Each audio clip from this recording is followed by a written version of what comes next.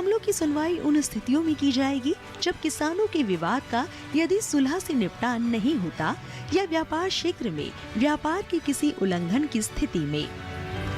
इस दौरान मामले में उपमंडलीय प्राधिकारी विवाद या उल्लंघन में शामिल राशि की वसूली, जुर्माना लगाने और व्यापारी को प्रतिबंधित करने के भी आदेश दे सकता है। मामले में दोषी पाए जाने पर व्यापारी को अर्थदंड का भी प्रावधान है। इस सुविधा से किसानों को न्यायालय के चक्कर लगाने या वकील की फीस जैसी असुविधा से सुरक्षा मिल सकेगी। साथ ही 30 दिन के अंदर विवाद निपटान की सुनिश्चितता रहेगी। इलेक्ट्रॉनिक ट्रेडिंग प्लेटफॉर्म एक कॉर्पोरेट या एफपीओ, सहकारिता समूह जैसे वितरण आधारित व्यापार के लिए सामूहिक रूप से स्थापित किया जा सकता है। व्यापार क्षेत्र में व्यापार के लिए कोई शुल्क या उपकर नहीं। किसानों को उसी दिन या 3 दिन के अंदर भुगतान की सुविधा। ई पंजीकरण के लिए प्रक्रिया और मानदंड तय करना। सिविल न्यायालय की अधिकारिता नहीं होगी। उल्लंघन करने पर व्यापारी को 25,000 से कम का अर्थदंड नहीं लगाया जाएगा। अर्थदंड की राशि को बढ़ाकर 5 लाख किया जा सकता है। लगातार उल्लंघन करने पर प्रतिदिन 5,000 रुपए के अर्थदंड का प्रावधान होगा। नए कृषि कानून से अब किसानों को पहले की तुलना में ज्यादा सहूलियत और खेती के क्षेत्र में सफलता मिलेगी। इन कानूनों के तहत न्यूनतम समर्थन मूल्य यानी एमएसपी को बरकरार रखा जाएगा। साथ ही राज्यों के अधिनियम के अंतर्गत संचालित मंडियां भी राज्य सरकारों के अनुसार चलती रहेगी। कृषि कानून से खेती किसानी में निजी निवेश होने से तेज विकास होगा और रोजगार के अवसर बढ़ेंगे। इसके अलावा कृषि क्षेत्र की अर्थव्यवस्था मजबूत होने से देश की आर्थिक स्थिति और मजबूत होगी। इन कानूनों के तहत कृषकों को व्यापारियों, कंपनियों, प्रसंस्करण इकाइयों, निर्यातकों से सीधे जोड़ने का प्रयास किया जाएगा। इन कानूनों से कृषि करार के माध्यम से बुआई से पहले ही किसान को उसकी उपज के दाम निर्धारित हो सकेंगे। दाम बढ़ने पर न्यूनतम मूल्य के साथ अतिरिक्त लाभ मिलेगा। इसकी मदद से बाजार की अनिश्चितता होने पर भी किसानों को सीधे जोखिम से सुरक्षा मिलेगी। इसी के साथ ही गांव किसान में यहाँ वक्त हुआ एक छोटे से ब्रेक का। ब्रेक के बाद जब वापस आएंगे तो बात करेंगे हमारा पशुधन की। कहीं मत जाइएगा, देखते रहें गांव किसान।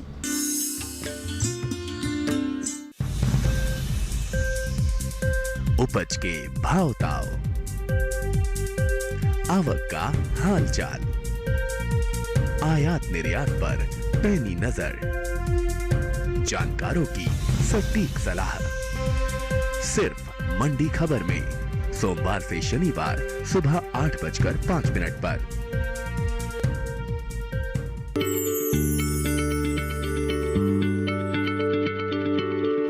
क्या आप किसी बीमारी से परेशान हैं? चाहते हैं डॉक्टर की सलाह? तो हम हैं आपके साथ।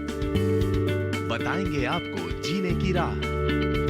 समस्याएं आपकी, समाधान देश के मशहूर विशेषज्ञों के।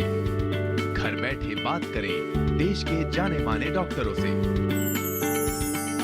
हमारे लाइव प्रोग्राम स्वस्थ किसान में हर शनिवार शाम 6 बजे से 7 बजे तक।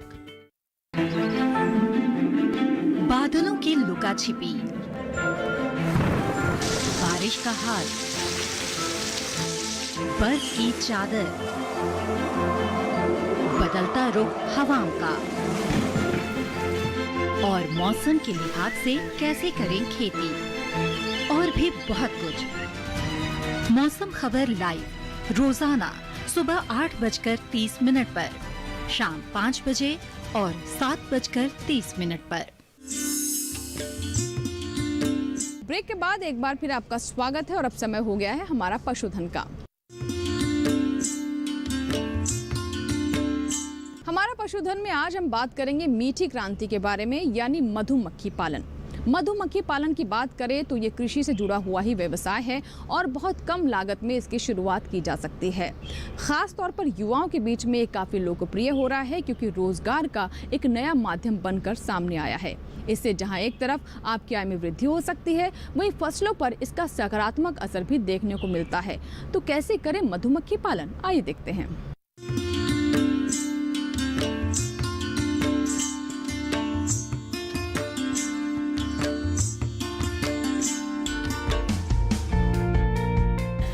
मधुमक्खी पालन कृषि से जुड़ा एक व्यवसाय है। मधुमक्खी पालन की सबसे अच्छी बात ये है कि इसमें लागत कम और मुनाफा ज्यादा होता है। खेती किसानी से जुड़े लोग या फिर बेरोजगार युवक मधुमक्खी पालन के व्यवसाय को अपनाकर आत्मनिर्भर हो सकते हैं। किसान खेती के साथ मधुमक्खी पालन करके अपनी आमदनी में अच्छा इजाफा कर सकते हैं। मधुमक्खी पालन व्यवसाय को शुरू करने से पहले किसी मान्यता प्राप्त संस्थान से प्रशिक्षण जरूर लें। राष्ट्रीय मधुमक्खी बोर्ड ने राष्ट्रीय मधुमक्खी पालन और मधु मिशन के तहत प्रशिक्षण के लिए 4 मॉड्यूल भी बनाए हैं, जिसके माध्यम से देश में 30 लाख किसानों को प्रशिक्षण दिया गया। सरकार प्रशिक्षण प्राप्त किसानों को वित्तीय सहायता भी उपलब्ध करा रही है, जिससे आसानी से सीमांत या छोटे किसान इस व्यवसाय को शुरू कर सकें। मधुमक्खी पालन से सिर्फ मीठा शहद ही नहीं मिलता, बल्कि इनसे पर्यावरण संतुलन और बेहतर पैदावार भी मिलती है। मधुमक्खी पालन से सिर्फ मीठा शहद ही नहीं मिलता, बल्कि इससे पर्यावरण में संतुलन बना रहता है और बेहतर पैदावार भी मिलती है। छोटे और सीमांत किसान बहुत कम खर्चे पर इस व्यवसाय को शुरू कर सकते हैं। इस व्यवसाय को महिलाएं भी बड़ी आसानी से कर सकती हैं। मधुमक्खियों के बारे में जानकारी और प्रशिक्षण लेकर अच्छा मुनाफा कमाया जा सकता है। व्यवसाय शुरू करने के लिए मधुमक्खी पालन के लिए एपिस सीराना इंडिका व एपिस मेलिफेरा जाति की मधुमक्खियों को आसानी से लकड़ी के बक्से में पाल सकते हैं। देशी मधुमक्खियां प्रति वर्ष औसतन 5 से 10 किलोग्राम शहद प्रति परिवार और इटालियन मधुमक्खी 50 किलोग्राम तक शहद उत्पादन करती हैं। इसमें विशेष रखरखाव की जरूरत होती है। साथ ही परिस्थितियों को ध्यान में रखकर वार्षिक प्रबंधन करके उत्पादन बढ़ाया जा सकता है। मधुमक्खी पालन के लिए स्थान चुनाव के लिए 2 से 3 किलोमीटर क्षेत्र में पेड़ पौधे बहुतायत में हो, जिसमें पराग और मरकंद साल भर मिल सके। तेज हवाओं का स्थान पर सीधा प्रभाव नहीं होना चाहिए। यदि छायादार पेड़ नहीं है तो वहां अप्राकृतिक रूप से छायादार स्थान बनाना चाहिए। साथ ही इस बात का भी ध्यान रखना चाहिए कि स्थान मुख्य सड़क से थोड़ा दूर हो। साथ ही भूमि समतल और जल निकासी का उचित प्रबंध होना चाहिए। बारिश के मौसम में तेज बारिश, हवा और शत्रुओं जैसे चींटियां, मोमी पतंगा, पक्षियों से नुकसान का खतरा बना रहता है। इनसे बचाव के लिए उचित कदम उठाने चाहिए। प्रशिक्षण के दौरान सारी जानकारी दी जाती है कि कैसे उपकरणों का इस्तेमाल करना है। मधुमक्खी पालन व्यवसाय में धुआंधार यंत्र की काफी अहम भूमिका होती है। अक्सर लोगों को मधुमक्खी के डंक का डर रहता है। इससे बचाव के लिए धुआंधार यंत्र काफी मददगार साबित होता है। इस यंत्र में मौजूद धुएं से मधु कक्ष और शिशु कक्ष में स्मोकिंग की जाती है, जिससे मधुमक्खियां शांत हो जाती हैं। मधुमक्खी पालकों को हाइप टूल भी अपने पास रखना चाहिए। मधु कक्ष में 10 चौखटें रखी जाती हैं, जिसका मुख्य काम शहद इकट्ठा करना होता है। जब चौखट में 70% तक शहद इकट्ठा हो जाता है तो शहद निकाला जा सकता है। शहद निकालते समय चौखट पर से टोपियों को ध्यान से काटें। इन टोपियों के अंदर ही शहद जमा होता है। इन टोपियों को चौखटों पर से हटाकर चौखटों को मधु निष्कासन यंत्र में ले जाया जाए और शहद निकाल लें। चौखटों को मधु निष्कासन यंत्र से ले जाएं और शहद निकाल लें। मधु निष्कासन यंत्र में एक में 4 चौखटें आ जाती हैं। हालांकि जब मधुमक्खी पालन व्यवसाय को बड़े पैमाने पर किया जाता है, वहाँ मधु निष्कासन यंत्र में एक बार में 56 से लेकर 120 फ्रेम भी आ जाते हैं। इस तरह कह सकते हैं कि अगर किसान कृषि के साथ साथ मधुमक्खी पालन के व्यवसाय को भी अपना ले तो अच्छा मुनाफा कमा सकते हैं।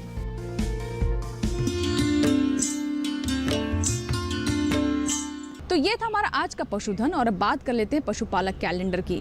जैसा कि आप महसूस कर पा रहे होंगे कि मौसम में ठंडक घुलती जा रही है, ऐसे में हमारे पशुओं को भी विशेष देखरेख की ज़रूरत होती है। सर्दियों का मौसम करीब है, ऐसे में हमारे पशुओं के आहार और उनके आवास को लेकर विशेष बातों का ध्यान रखना ज़रूरी हो जाता है। तो क्या विशेष है आज के पशुपालक कैलेंडर में, आइए जान लेते हैं।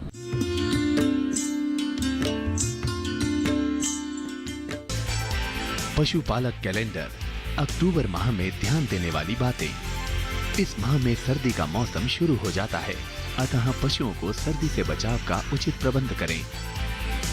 मुंहपका, खुरपका रोग, गला घोंटू रोग या फड़किया रोग के टीके यदि अभी भी नहीं लगवाए हों तो कृपया समय रहते टीके लगवा लें। अधिक चारा लेने के लिए बरसीम फसल की उन्नत किस्मों की बिजाई इस माह अवश्य कर लें। भेड़ के शरीर को ऊन कतरने के 21 दिन बाद बाहरी परिजीवी से बचाने के लिए कीटाणुनाशक घोल से भिगोएं। परजीवी और कृमि नाशक दवा देने का उपयुक्त समय है।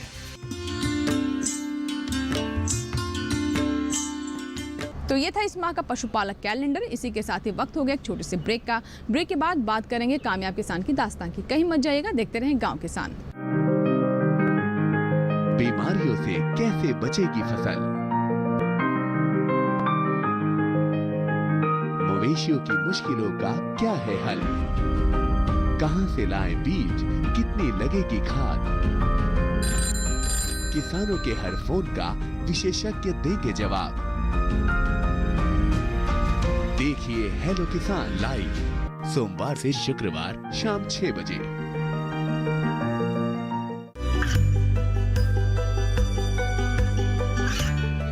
गांवों और पिछड़े क्षेत्रों में सरकारी योजनाओं की जानकारी पहुंचा। देश में कौशल और क्षमता विकास कर ग्रामीणों को सामाजिक बदलाव और विकास से जोड़ने की दूरदर्शन किसान की पहल चौपाल चर्चा देखें सोमवार से शुक्रवार सुबह 9 बजे।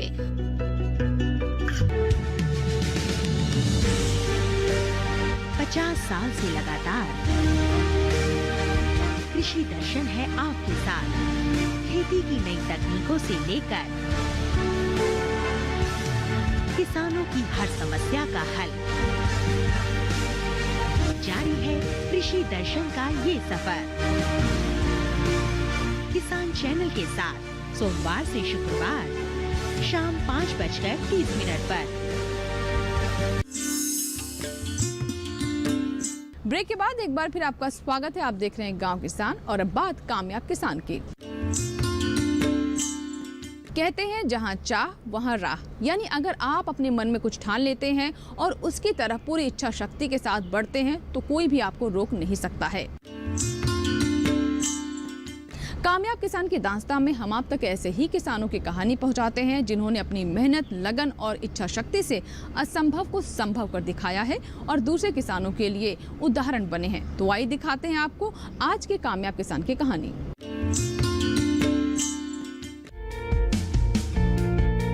जैविक खेती तेरा तुझको अर्पण की तर्ज पर की जाती है। प्रकृति से मिलने वाली चीजों को प्राकृतिक तरीकों से इस्तेमाल करके फसलें उगाई जाती हैं। देश के ऐसे बहुत से किसान हैं जो जैविक खेती को अपना रहे हैं, लेकिन ऐसे बहुत कम किसान होंगे जो जैविक खेती के साथ साथ स्वदेशी बीजों की किस्मों को लगातार विकसित कर रहे हैं। ऐसे ही एक किसान है प्रकाश सिंह रघुवंशी। उत्तर प्रदेश के वाराणसी जिले के तड़िया गांव के रहने वाले 60 साल के प्रकाश सिंह रघुवंशी, जिन्हें लोग सिर्फ जैविक किसान के तौर पर नहीं जानते बल्कि स्वदेशी बीजों की उन्नत किस्मों के उत्पादन के लिए भी इनकी अलग पहचान है। प्रकाश सिंह करीब 25 सालों से स्वदेशी किस्मों को विकसित कर रहे हैं, जिसमें गेहूं, धान, दलहन और सब्जियां भी शामिल हैं। साथ ही देश विदेश के किसानों को जैविक खेती का मंत्र तो देते ही हैं, साथ ही स्वदेशी बीजों को भी विकसित करना सिखा रहे हैं। इतना ही नहीं, प्रकाश सिंह इन बीजों को किसानों में मुफ्त देते हैं ताकि स्वदेशी किस्मों का ये सिलसिला बना रहे और आगे भी निरंतर बढ़ता रहे। प्रकाश सिंह ने अपने घर में इन बीजों का एक बैंक भी बनाया है। कैसे शुरू किया उन्होंने ये कारवां, सुनते हैं उन्हीं की जुबानी। जब हम नए नए बीजों का सिलेक्शन किए, उत्पादन मेरा बढ़ा, तो मेरे मन में ये आया कि एक छोटे से गांव में सामान्य किसान, मेरा बचपन में आँख खराब, कम पढ़ाई लिखाई होते हुए भी हम बीज विकसित कर लिए, जो कि बहुत यूनिवर्सिटी के वैज्ञानिक लोग वैरायटी बनाते हैं। तो जब हमको उत्पादन मिलने लगा तो मेरे मन में आया कि इस बीज को मैं गांव-गांव ले जाऊं।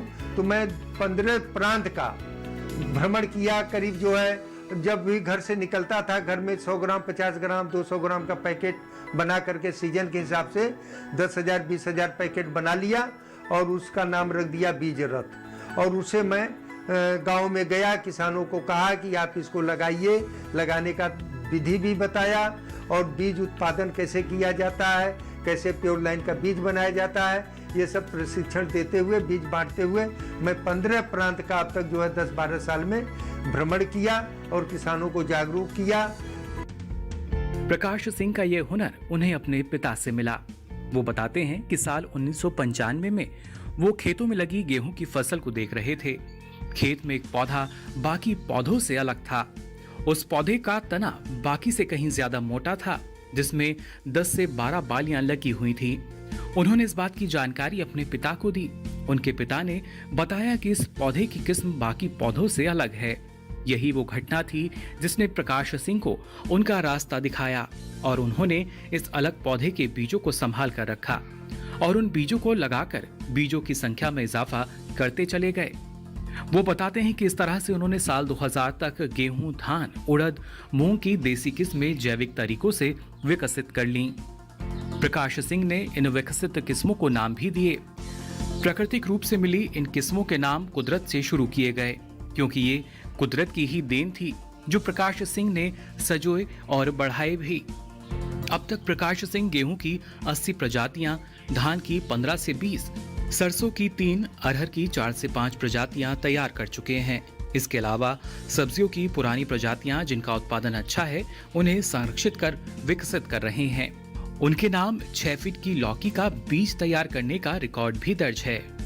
वो मंदिरों से निकलने वाले फूलों, पत्तों का इस्तेमाल जैविक खाद बनाने में करते हैं। वो किसानों से बीज संरक्षण करने के तरीके भी साझा करते हैं। इसके अलावा किसानों को बीज दान महान दान के उद्देश्य से मुफ्त बीज दान करते हैं। उनका नारा है, अपनी खेती, अपना खाद, अपना बीज, अपना स्वाद, जिसे चरितार्थ करने में वो हर संभव प्रयास कर रहे हैं। खेती के क्षेत्र में उनके इस कार्य के लिए माननीय राष्ट्रपति द्वारा लाइफ टाइम अचीवमेंट अवार्ड से उन्हें नवाजा जा चुका है। तो अभी आपने देखी कामयाब किसान की कहानी। आशा करते हैं कि आपने भी इससे जरूर कुछ न कुछ सीख ली होगी। इसी के साथ ही आज के गांव किसान में फिलहाल इतना ही। नए अंक में नई जानकारियों के साथ फिर होगी आपसे मुलाकात, लेकिन आप बने रहें दूरदर्शन किसान के साथ। नमस्कार।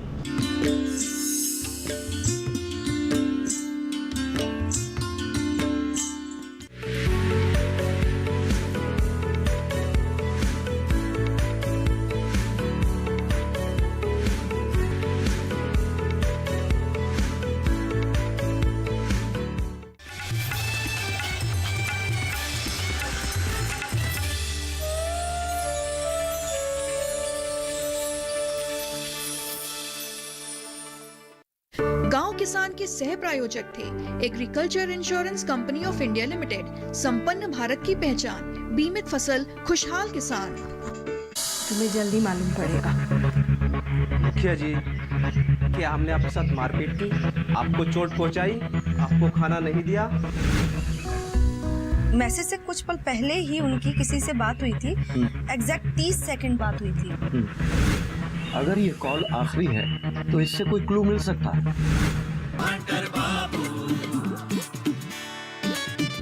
गांव हंटर बाबू का देखिए सोमवार से शुक्रवार रात 8:30 बजे।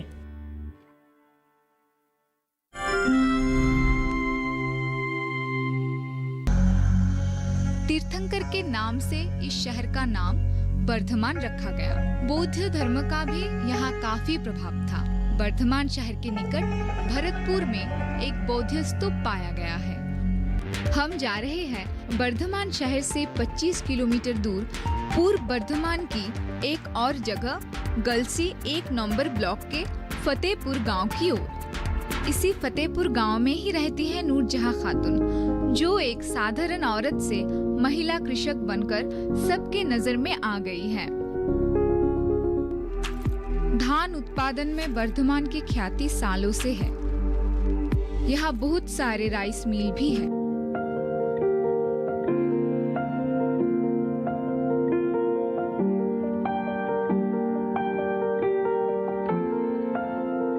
और इसी कारण के वजह से नूरजहां खातून ने खेतीबाड़ी के काम पर ही ध्यान दिया है।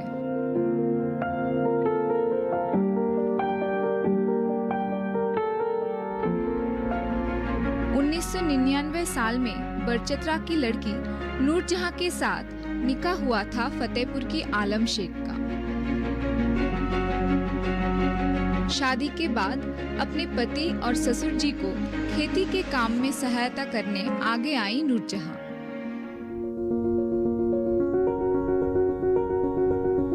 अपने लगभग 10 बीघा जमीन में आलू, धान, सरसों, चना, मसूर दाल और भी कई सब्जियों की खेती होती थी। आधुनिक तकनीकों से खेती करने की इच्छा के चलते नूरजहां प्रशिक्षण लेने लगी।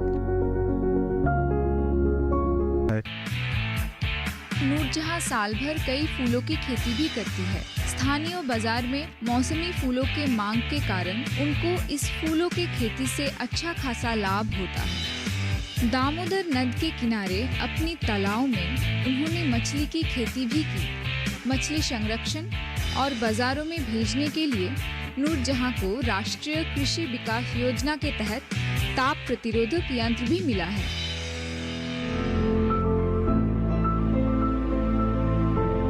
परिवार को आर्थिक साफल्य और समृद्धि का मार्ग दिखाया है उन्होंने। चंद शब्दों में कृषि और आधुनिक तकनीकों का संगम घटाकर नूरजहां अपने गांव फतेहपुर के सभी आदमी और औरत के लिए एक मिसाल बन गई है।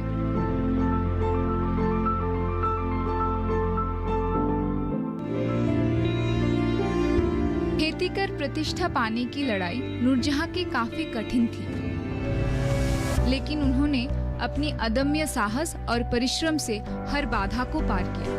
नूरजहां खातून का सफर यही खत्म नहीं होता। अपने गांव और आसपास के कई गांव के महिलाओं को इकट्ठा कर उन्होंने कई आत्मनिर्भर दलों का प्रारंभ किया है।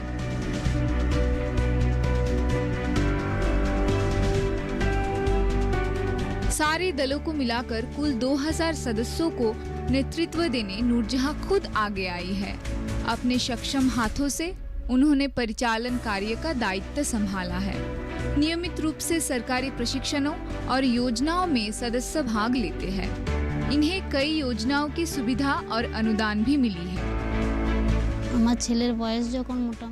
तब मेरे बेटे का लगभग 4 साल उम्र था जब मैं सेल्फ हेल्प ग्रुप के साथ जुड़ी। तो बीडीओ आना जाना करती थी। फिर उन्होंने कहा कि कृषि विज्ञान केंद्र के साथ जुड़ जाओ।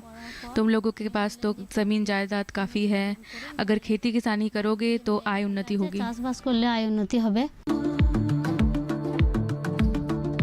अवसर मिलते ही अपने बेटी को पढ़ाने बैठती है 34 साल की नूरजहां। नक्शा भी करती है रंगीन काठा पर।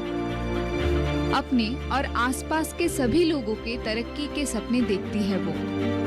फसल से हरा भरा खेत भी इस ख्वाब के खोज में मानो उनका साथी बन जाता है। आपने महिला किसान के बारे में जो सुझाव दिए हैं उसकी प्रशंसा कृषि मंत्री ने ही नहीं विशेषज्ञों ने भी की है। हाँ सिनूरी देवी, महिला किसानी में तुम्हारा नाम का हो गया, तुम तो आसमान में उड़ने लगी हो। सिनूरी देवी को बेस्ट महिला किसान का अवार्ड दिया जाएगा। ये आपका है। किसानी की प्रेरणा तो हमें आपसे ही मिली है। तुम आवाज लेने नहीं जाओगी।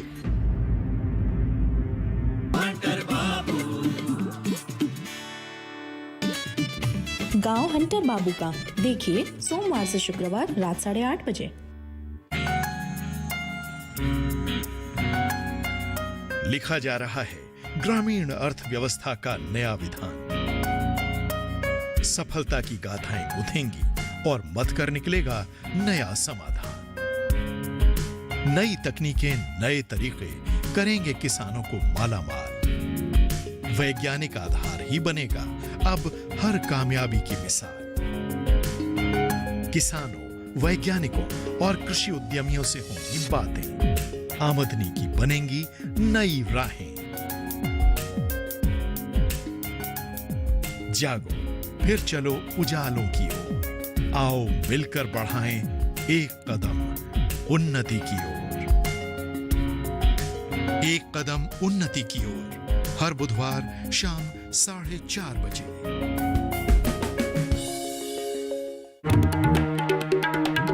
सेहत से भरपूर हमारे पारंपरिक पकवान, जैसी आबो हवा वैसा खान पान, स्वाद और पोषण का लीजिए मजा। देखिए हमारी पाकशाला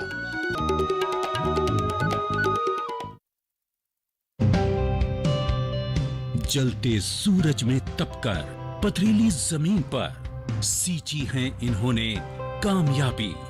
परिश्रम के गवाह हैं ये लहलहाते खेत। हरियाली बयां कर रही है इनके जुनून की कहानी। हम ला रहे हैं कहानियां किसानों के संघर्ष से सफलता तक की। देखिए हौसला, हर सोमवार शाम 4:30 बजे सिर्फ डीडी किसान चैनल पर।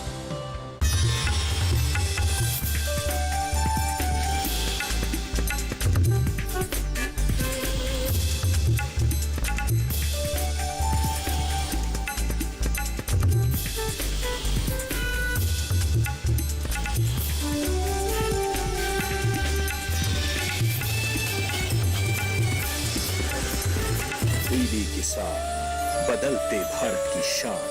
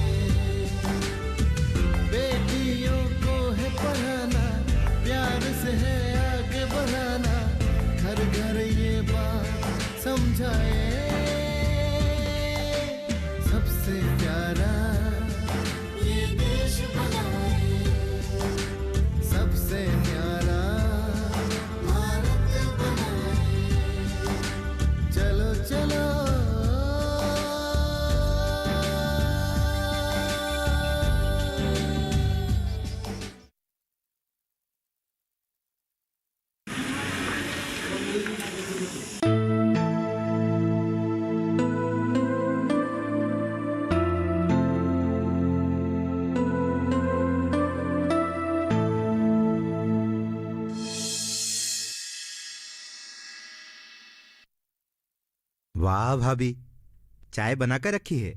बहुत सही समय पर पहुंचा हूँ, है कि नहीं? बिल्कुल सही बोला, लेकिन ये चाय तुम्हारी भैया के लिए है। तुम हाथ मुंह धो लो, मैं तुम्हारे लिए भी चाय बना के लाती हूँ। ठीक है, अब भैया को चाय दीजिए और ये लीजिए। भैया को दीजिए और आप भी लीजिए। मिठाई? कुछ खास बात है क्या? हाँ, लेकिन आपको और भैया को एक साथ बताऊंगा। ठीक है, अब मैं हाथ मुंह धो कर आता हूँ। मेरे लिए चाय बनाकर रखिए। ठीक है।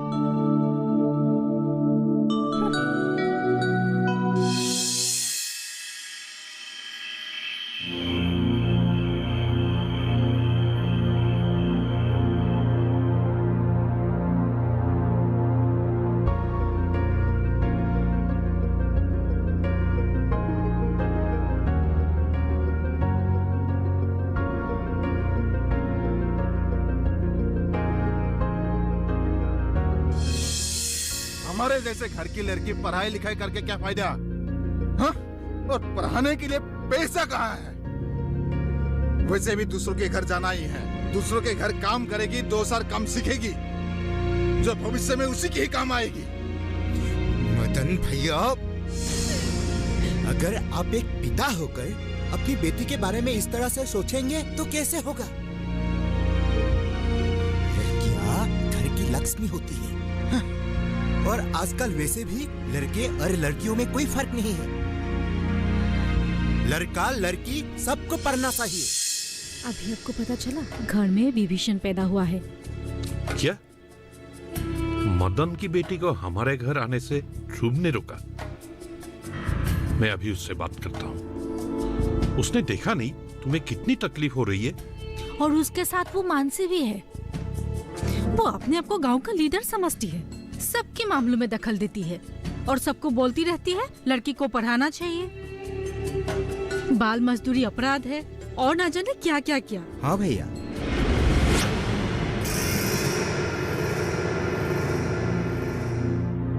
सचमुच 14 साल से कम उम्र के बच्चों से काम करवाना एक अपराध है। इसके लिए आजकल काफी सारे कानून भी बनाया गया है। तू रहने दे, ये सब नियम कानून हमारे यहाँ पे नहीं चलते हैं। अरे कोई बाप अपनी बेटी से काम करवाना चाहते हैं तो तू बीच में टांग क्यों अड़ा रहा है? मतलब? मदन की बेटी की बात कर रहा हूँ। क्या मतलब? मदन भैया मुन्नू को हमारे यहाँ काम पर लगाना चाहते हैं? अच्छा ही हुआ, अनजाने में एक बहुत बड़ा अपराध करने से बच गया। ठीक है ध्रुव, अगर तुम्हें समाज सेवा करने का इतना ही शौक है तो मैं तुम्हें रोकूंगी नहीं, लेकिन तुम्हें अपने घर वालों की तकलीफ के बारे में भी सोचना पड़ेगा। और नहीं तो क्या, शायद तुमने ये देखा ही नहीं, तेरी भाभी को घर के कामकाज करने में कितनी तकलीफ होती है। अरे मैंने कितनी मुश्किल से मदन को पैसा देके मनाया था और तूने सब गड़बड़ कर दिया। भाभी, आप लोग सिर्फ अपने बारे में सोच रहे हैं। अगर हमारे जैसा पढ़े लिखे लोग ही ऐसा गलती करे तो क्या शोभा देता है? वो सब हम लोग को समझ में नहीं आता है, अपनों से बड़ा कोई नहीं होता है। भाभी, आप एक बार ठंडे दिमाग से सोच कर देखिए, क्या मुन्नू जैसी एक छोटी सी बच्ची हमारे घर का कामकाज कर पाएगी? उसकी अभी तो खेलने की दिन है, पढ़ने की दिन है, अपनी भविष्य बनाने की दिन है। क्या उसके भविष्य से खिलवाड़ करना अच्छी बात होगी? बस बस, तेरे लेक्चर बंद कर। मैं भी यहाँ लेक्चर देने नहीं आया था, आप लोगों को एक अच्छी खबर देने आया था। मेरी नौकरी का अपॉइंटमेंट लेटर आ गया है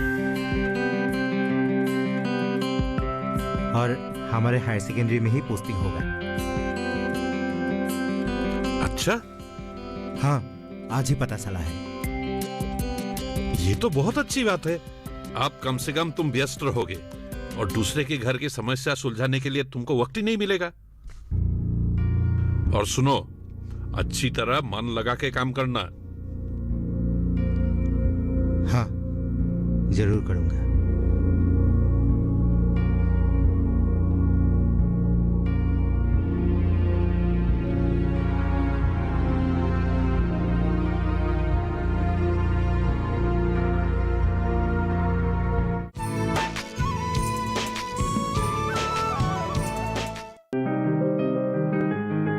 बीमारियों से कैसे बचेगी फसल?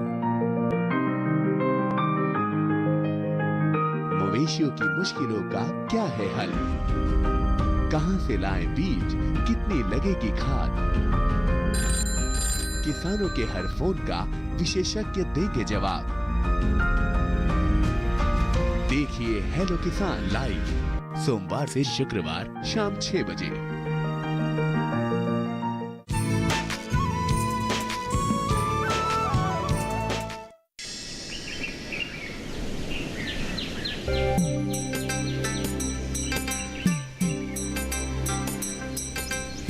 भाभी, हमें शायद देर हो रही है। मानसी ने हमें 2 बजे ही मीटिंग में पहुंचने के लिए कहा था। गुवाहाटी से कोई आया है? हाँ हाँ, घर का तो इतना काम, सब कुछ करना पड़ता है, सांस लेने की भी फुर्सत नहीं है। हाँ हाँ, अभी जल्दी चलते हैं, चलिए आइए। मानसी कितनी सोचती है हमारे गांव की भलाई के लिए। हाँ, और हम जैसी महिलाओं के लिए कितनी काम कर रही है। आज शायद मीटिंग में बहुत सारी बातें जानने को मिलेगा। अभी मैं आज के हमारे सभा में आमंत्रित अतिथि माननीय बरुआ जी को संबोधित करना चाहूंगी।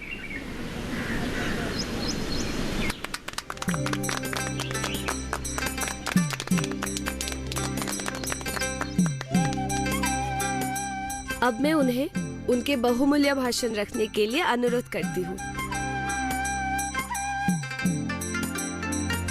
मेरे प्यारे भाइयों, बहनों और माताओं, हमें अपनी लड़ाई खुद लड़नी होगी। सब कहते हैं लोगों की सोच बदल रही है, लेकिन क्या सचमुच हर किसी की सोच बदल रही है?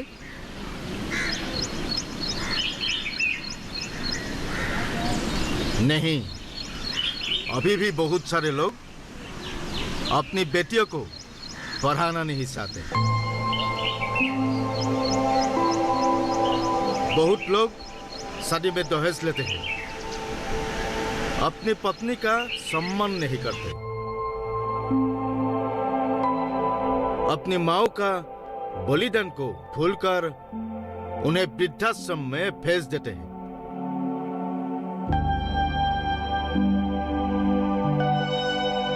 ऐसे लोगों को सबक सिखाने के लिए सरकार ने कुछ खास कदम उठाए हैं।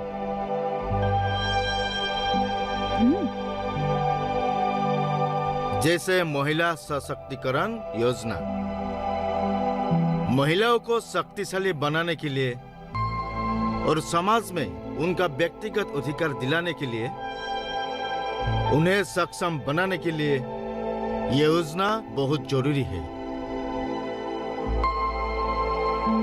महिलाओं की समस्याओं का उचित समाधान और दूसरे क्षेत्रों में सक्रिय भागीदारी के लिए संविधान ने 33% सीटों को उनके लिए आरक्षित किए गए हैं।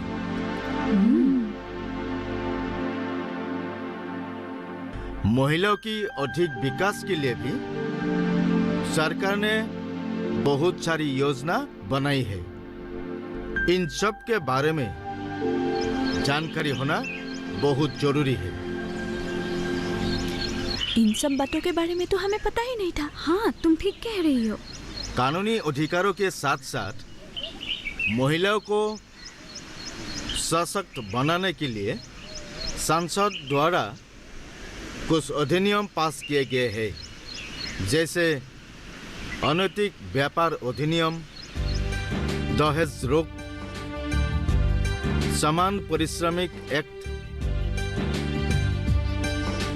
लिंग परीक्षण टेक्निक रोग act, medical compensation of pregnancy act, बाल विवाह शिकायत एक्ट,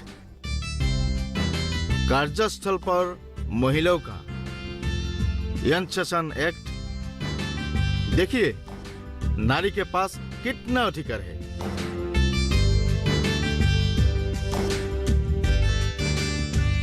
जिसके बारे में आप लोग अवगत नहीं है। तो अब आप लोग समझे, आप लोग बिचारी नहीं हो। अपने अधिकार को जानिए और उसका प्रयोग कीजिए, है कि नहीं? हम बेचारी नहीं है, हम बेचारी नहीं है, हम बेचारे नहीं हैं। हम बेचारी नहीं है, हम बेचारे नहीं हैं। हम बेचारी नहीं होंगे, हम कभी बेचारे नहीं होंगे।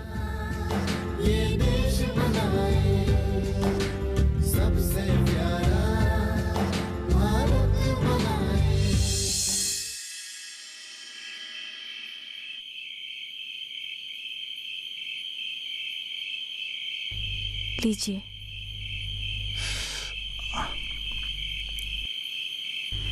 सचमुच ध्रुवर मांझी लोगों के लिए बहुत अच्छे काम कर रहे हैं।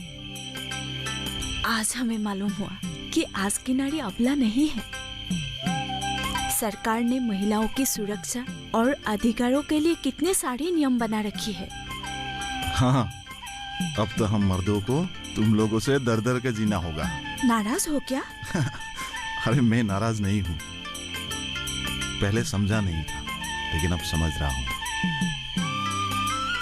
नारी की प्रगति ही घर की उन्नति है, पूरी समाज की उन्नति है।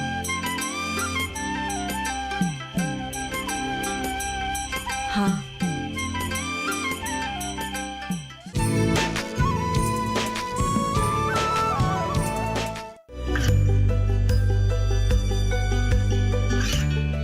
गांवों और पिछड़े क्षेत्रों में सरकारी योजनाओं की जानकारी पहुंचा। देश में कौशल और क्षमता विकास कर ग्रामीणों को सामाजिक बदलाव और विकास से जोड़ने की दूरदर्शन किसान की पहल चौपाल चर्चा देखें सोमवार से शुक्रवार सुबह 9 बजे।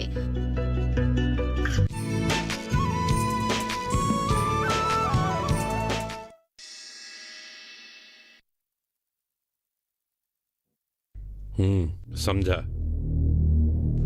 एक काम करते हैं, आज रात को हम लोग एक साथ बैठते हैं और तब हम रास्ते की काम का सारा हिसाब किताब करेंगे। क्या कहते हो? अच्छा, ग्राम सरपंच को भी बुला लेते हैं। आज नहीं, क्योंकि हमें ये रास्ते की काम का 2 तरह की बजट बनाना है, एक एक्चुअल और एक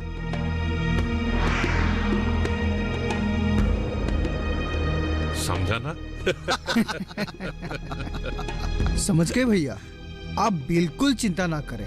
ऐसा बजट बनाऊंगा कि किसी को पता ही नहीं चलेगा।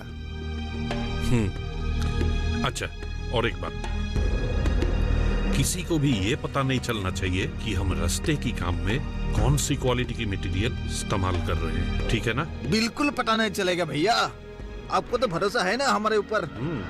बस आप भरोसा रखिए। देखिए, हम आपको माल सप्लाई देते हैं, इसलिए बिल कैसे बनाना है वो सब हमारे ऊपर छोड़ दीजिए, किसी को कुछ भी पता नहीं चलेगा। ये लो। भाभी कैसी हो? मैं ठीक हूँ। तंबुल खाओ ना। और तुम लोगों का धंधा पानी कैसा चल रहा है? भैया जी का कृपा।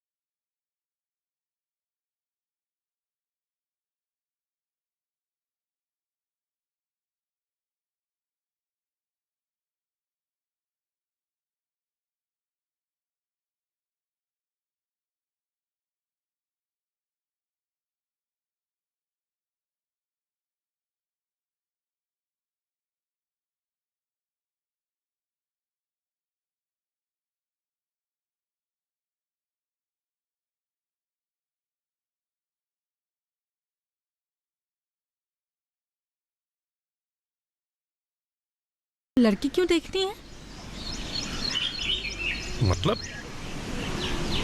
मतलब वो लड़की पसंद करके बैठा हुआ है। क्या? किसको पसंद करके बैठा है? उस मानसी को। सुना है दोनों का साथ साथ घूमना फिरना भी हो रहा है।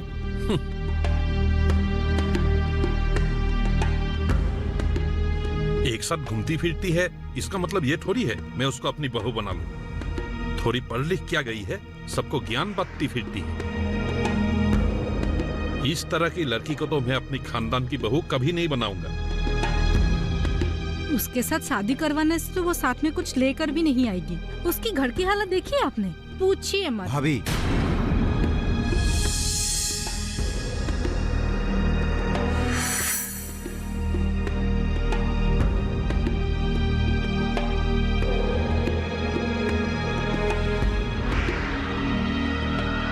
मानसी की घर की हालत जो भी हो, मुझे उससे कोई मतलब नहीं है, क्योंकि मुझे एक पत्नी चाहिए, धन संपत्ति लाने वाली पुतला नहीं। फिर भी स्टेटस नाम का भी कोई चीज है? तेरे लिए इतने अच्छे अच्छे घर से रिश्ते आ रहे हैं। भैया, हमें किस चीज की कमी है? सब कुछ तो है, तो फिर दूसरों की संपत्ति के लिए क्यों लालच करें? फिर भी ये जो भी कह रहे हैं तुम्हारे भले के लिए कह रहे हैं। मैं जानता हूँ आप लोग मेरा भला ही चाहते हैं,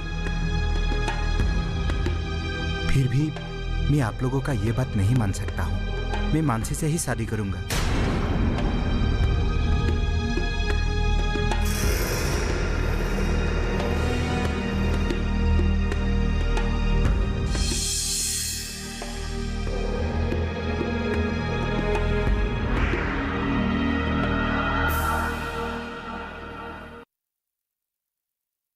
देखिए, क्या आप लोग चाहते हैं कि मुन्नू की जिंदगी भी आप लोगों की तरह ही हो, कठिनाई और तकलीफों से भरा हुआ, वो भी दूसरों पर निर्भर रहे? बिल्कुल नहीं। इसलिए तो मैं मुन्नू को पढ़ाना चाहती हूँ, लेकिन ये है कि समझता ही नहीं है।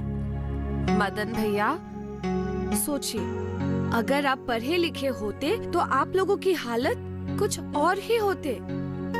देखिए, आप चाहे कुछ भी काम करें, लेकिन अगर आप पढ़े लिखे होते तो वही काम और भी अच्छी तरीके से कर सकते हैं, है कि नहीं?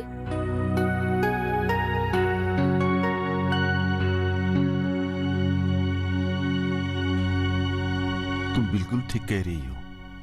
अगर मैं पढ़ा लिखा होता तो अपने खेत में आसानी से आधुनिक पद्धति का प्रयोग कर सकता था, लेकिन अब तो छोटी मोटी जानकारी के लिए भी दूसरों पर निर्भर रहना पड़ता है। और एक बात, आजकल के जमाने में लड़के और लड़कियों में कोई भेदभाव नहीं है, दोनों एक समान हैं। नहीं मानसी, लड़का तो बुढ़ापे का लाठी होता है, सहारा बुढ़ापे का एकमात्र सहारा। क्यों? क्या लड़कियों के माँ बाप नहीं होते? क्या लड़कियाँ माँ बाप की देखभाल नहीं कर सकती? मदन भैया, लड़कियाँ भी माँ बाप की अच्छी तरह देखभाल कर सकती है। झूठ मत बोलो और सच सच बताओ। भैया और भाभी से मेरे और तुम्हारे रिश्ते को लेकर कुछ अनबन होगी, इसीलिए कुछ अच्छा नहीं लग रहा है। समझे? भैया और भाभी मुझे पसंद नहीं करते हैं। ना करें, मैं इन सब बातों का परवाह नहीं करता। ये लड़की ना उसका दिमाग खराब कर देगा। क्या जरूरत है उसको ये सब करने का? वही तो। अगर सब लोग पढ़ लिखने लगे तब तो मुश्किल हो जाएगा। आज फिर गांव वाले मेरे चुनाव में खड़े होने को लेकर पूछ रहे थे, लेकिन मेरा मन नहीं है। भैया और भाभी को भी शायद ये पसंद ना आए।